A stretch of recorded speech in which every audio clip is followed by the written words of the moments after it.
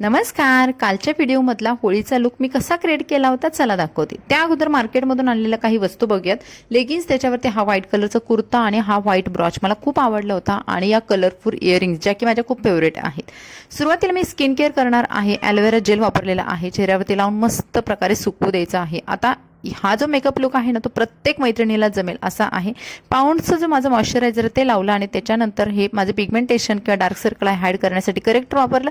त्यानंतर पाऊंडची क्रीम वापरलेली आहे. डोळ्यावरती न विसरता लावून घ्यायची आहे. आता ज्यांना फाउंडेशनचा मेकअप नको आहे त्यांनी ही पाऊंडची क्रीम किंवा तुम्ही सीसी क्रीम वापरू शकता.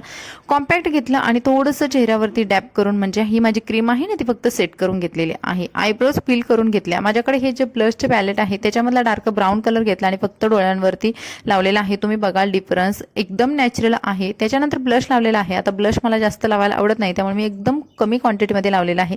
त्यानंतर लावलेला आहे आयलायनर आणि काजळ. माझा इथे आय मेकअप आणि टोटल मेकअप कंप्लीट झालेला आहे विदाऊट लिपस्टिक. त्यानंतर मी लिपस्टिक लावली आणि थोडंसं हायलायटर लावून घेतलं.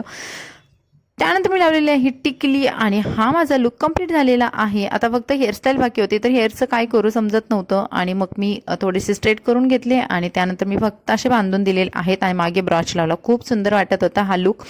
करायला खूप इझी आहे आणि या माझ्या फेवरेट इयरिंग्स मला खूप प्रचंड आवडले या इयरिंग्स, कारण माझ्या ना ज्वेलरीमध्ये सर्वात जास्त आवडती गोष्ट आहे इयरिंग्स. आणि माझ्याकडे बांगड्याच नव्हत्या फक्त. आणि इट्स माय फायनल लुक. कशी दिसते मी कमेंट्समध्ये सांगा. चॅनलला सबस्क्राईब करा. भेटून नवीन व्हिडिओमध्ये. Bye bye.